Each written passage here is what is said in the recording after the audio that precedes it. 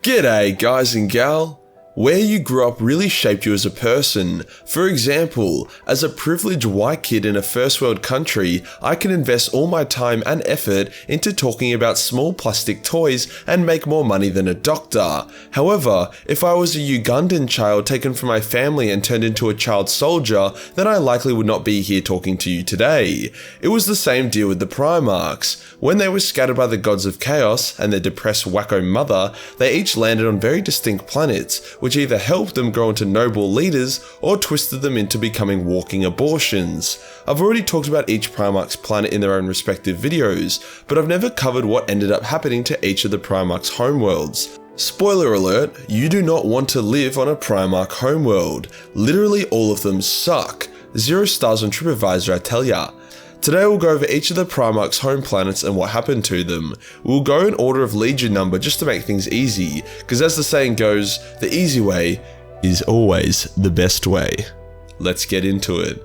Number 1! We have the Lion, who was born on Caliban. Caliban was a forest world full of mutated chaos beasts that the Lion killed for sport. Its human inhabitants were space knights, which, was a really natural fit to become Astartes when the Big E arrived. The planet was quickly turned into a heavily fortified, productive planet full of concrete and severely lacking in chaos monsters, much to the dismay of Greenpeace. When Luther, the Lion's weird adoptive dad, got a bit too weird and turned against his son, the planet underwent a bit of a civil war, which resulted in the atmosphere being more or less destroyed and the planet becoming a barren wasteland, much to the severely increasing dismay of Greenpeace. Finally, when the Lion returned back home and got attacked by his adoptive father, a combination of a warp storm as well as heavy Dark Angel orbital bombardment caused the planet to break apart. The fortress monastery was salvaged and turned into the Rock, which is arguably one of the most powerful spacecrafts that the Imperium has. So yeah, Caliban went from a very luscious and quite dangerous world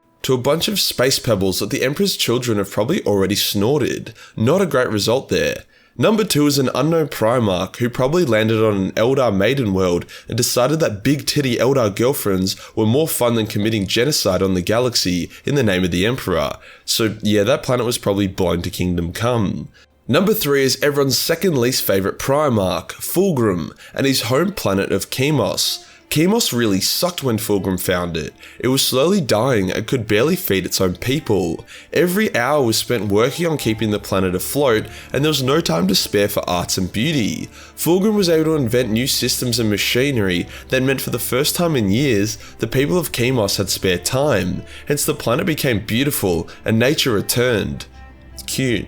That wasn't until Fulgrim gained a taste for rape and joined Chaos. Chemos' beauty turned ugly as the planet fell to chaos and was full of weird Slaneshi BDSM stuff. Not the hot kind, the really gross kind, like when you're watching a TV show with your parents and a sex scene comes on kind of gross. Now, what you're about to see is a bit of a trend. The Lion knew he couldn't get to Terra in time to save the Emperor. What he could do, however, was be a bit of a spiteful dick and blow up a bunch of traitor homeworlds in order to try and distract and piss off the traitor Primarchs. Most of them didn't care at the time, because their brains were so fried, but it definitely helped remove chaotic influence from the galaxy when the heresy ended. So yeah, the Lion wiped out all life on Chemos, and the planet is currently in quarantine by the Inquisition. Fulgrim did, however, recreate Chemos on his demon world and puts people on it to try and roleplay with him and pretend he isn't a degenerate rape snake. Let's just say most of those people are now dead. Perturabo's planet was Olympia, and it didn't undergo too much transformation when Purdy came to it. All he really did was help his father unite it, then later on he genocided most of it when they rebelled against him. At the end of the heresy, some stubborn Iron Warriors retreated to Olympia and tried to hold it against the Imperium. This didn't go so well for the Iron Warriors, hence just as the Loyalists were about to win, they detonated all their nukes and wiped the planet clean. Rough day to be a traitor homeworld, eh? Just because your home planet might still be somewhat habitable doesn't mean it's nice. No one represents this better than Jagadai and his homeworld of Chogoris. It was already a bit of a dry shithole, so an attack by the Necrons, and then later a way bigger attack by Chaos, didn't do it any favours. To make matters worse, it's been infested by psychic xeno-worms that shit out of their mouths. It's getting borderline uninhabitable, however, it seems like the White Scars would be pretty okay with that as a result. Less people means less traffic, and less traffic means more speed. One loyalist Primarch homeworld doing worse than Chagoris is Fenris, the home planet of Lehman. Off the bat, Fenris sucks. It's really cold and barren, yet somehow had enough food for there to be krakens and giant wolves lurking about. God damn it, Games Workshop, that's not how science works. If being cold and full of monsters wasn't bad enough, Magnus really hasn't gotten over the whole broken spine and destroyed planet situation Lehman put him in, hence he's launched 2 massive invasions of Fenris. The first attack resulted in the Space Wolves being unable to create successor chapters, and the second attack nearly turned the planet inside out and completely decimated all remaining fauna and flora on the planet. To make matters even more worse, the Dark Angels and the Inquisition have both had a red hot go at orbitally bombing it as well. You'd hardly notice though, a cold icy planet that can sustain next to no life surprisingly doesn't change much when you put it into a nuclear winter. Honestly, a nuclear winter on Fenris probably makes it more livable. Really don't know why the Space Wolves insist on using it as their base of operations. I guess if they left, they wouldn't be able to pretend their rune priests drew power from Fenris instead of the warp anymore. Rogel's planet is Inuit, kinda like Fenris, but obeys the laws of science a bit better. The issue with Inuit and it having law is that it's a barren world which lacks natural resources or a strategic locationing. It's also defended by a huge garrison and the best damn fortifiers in the galaxy, so like, why would anything even come within cum-shot distance of it? Inuit is like Rogel, not super exciting and hasn't been a part of the lore for 10,000 years. Now onto Conrad's planet, which sucked from the day he landed on it till the day he blew it apart. It was called Nostromo, cause of course it was, and was shrouded in perpetual darkness. Without vitamin D, the planet devolved into a bunch of depressed criminals. Conrad single-handedly put an end to this and reduced the planet's crime rate to 0. Unfortunately for Conrad, he did this purely through fear instead of investing in child protection services or free healthcare, so when Conrad left his planet to go scare the galaxy instead, they quickly devolved back into the criminal society which he despised so much. When he returned home, he was disgusted to find that they had undone all of his work, hence he orbitally bombarded a weakness in the planet's crust, causing his own home planet to break apart. Yeah, Conrad is a bit like that, eh?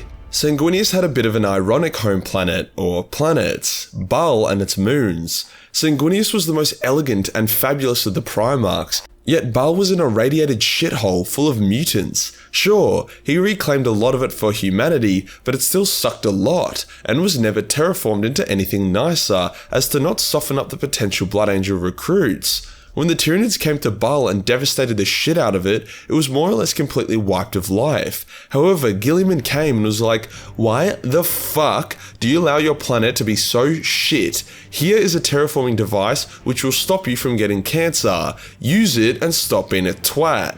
Hence it seemed as if Baal will soon return to a green verdant world. Nice. Fenris had a similar and probably more aggressive idea to the Blood Angels, in that he let his home planet, Medusa, remain harsh and savage to harden up potential Iron Hand recruits. He rejected all forms of unity, so the planet never flourished. However, with Fenris dead, and no one really giving 2 fucks about the Iron Hands, we haven't heard much about Medusa, but I assume it's in the same category of Inuit, so nobody sees a point visiting it or trying to invade it. The 11th Primarch and his planet is unknown. He probably fell into a swamp world dominated by a small green wise man with severe dyslexia and drowned instantly upon arrival.